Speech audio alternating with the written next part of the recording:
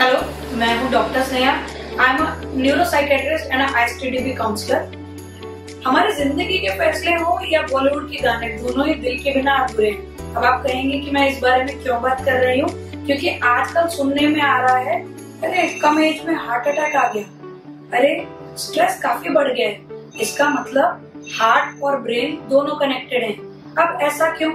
आज मैं आपको इसी बारे में जानकारी देने आई हूँ कि हृदय रोग या हार्ट की सर्जरी होने के बाद मानसिक बीमारियां क्यों होने लगती हैं या मानसिक तनाव क्यों बढ़ जाता है।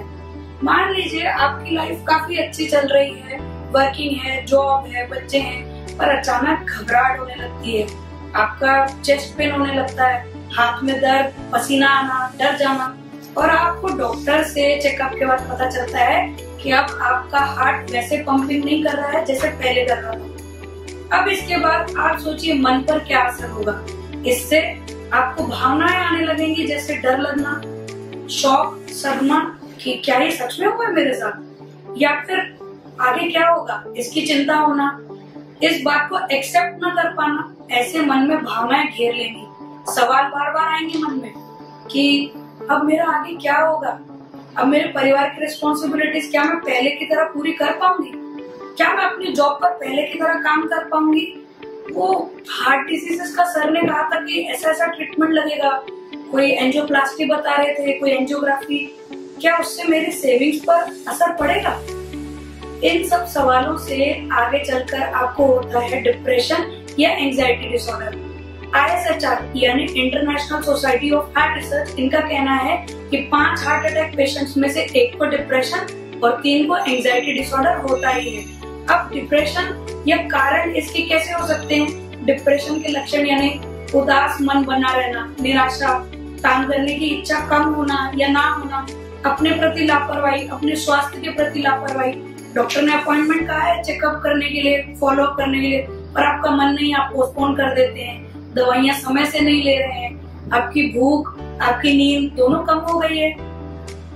अब कई बार ऐसा लगने लगता है कि अब जीकर क्या फायदा, इतनी बड़ी बीमारी हो गई, अब आगे क्या होगा। या आपको एंजाइटी डिसऑर्डर के लक्षण हो सकते हैं, अचानक घबराहट होना, पसीना आने लगना, और अब लगना कि अब तो मेरा कुछ नहीं होगा, शायद अटैक आएगा और मैं चल बसूंगा।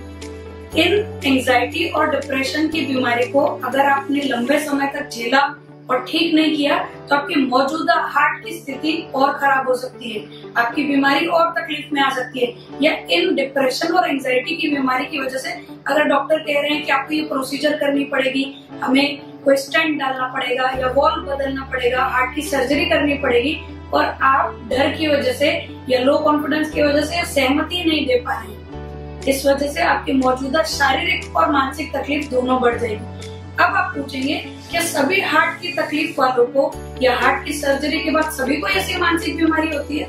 तो जवाब है नहीं। इसके कुछ रिस्क फैक्टर्स हैं, अगर इनका प्रेजेंस है आपकी लाइफ में तो ये जरूर होगी। जैसे पहला, आपको पूर्व से पहले से अगर मानसिक बीमारी है, जैसे एंजाइटी डिसऑर्डर, डिप्रेशन, साइकोसिस, और आपकी इसमें ट्रीटमेंट नहीं ली गई है। दूसरा, आपको दारू, तंबाकू आदि व्यसन का होना, पहले से ही मोटापा, डायबिटीज या थायराइड का होना। चौथा, अगर आप काफी समय से फाइनेंशियल स्ट्रेस से गुजर रहे हैं, वित्त समस्याओं से। पांचवा, अगर आप अकेले रह रहे हैं और पारिवारिक संबंध उतने अच्छे नहीं है या पारिवारिक संपर्क में नहीं है, तो इन कारणों की वजह से आपको जब हृदय रोग होता है या सर्जरी होती है हार्ट की, उसके बाद मानसिक बीमारी बढ़ने के चांसेस बढ़ जाते हैं। अब हृदय रोग तो हो चुका, मानसिक पीड़ा से भी गुजर रहे हैं। अब मैं आपको ऐसे पॉइंट्स बताऊंगी, ऐसी आइडियाज बताऊंगी जिससे आप हार्ट की प्रॉब्लम्स होने के बाद भी, सर्जरी होने के बाद भी अपने मानसिक स्वास्थ्य को और बेहतर बना सकते हैं। पहला, इस बात को एक्सेप्ट कर लीजिए कि हाँ मेरे साथ ये घटना हुई है, लाइफ हैपेंस, यू नो, आपके हाथ में सभी चीजें कंट्रोलेबल नहीं है, पर अब मैं इससे कैसे बाहर निकलूं, इसके लिए एक्सेप्ट करना जरूरी है। दूसरा, अपने स्वास्थ्य के प्रति, अपने प्रति थोड़ी सेल्फ केयर को और प्राथमिकता दीजिए। जो आप अभी तक अपने लिए समय नहीं निकाल रहे थे, कम से कम 15 से 20 मिनट रोज निकालिए खुद के लिए। तीसरा, नियमित नींद लें।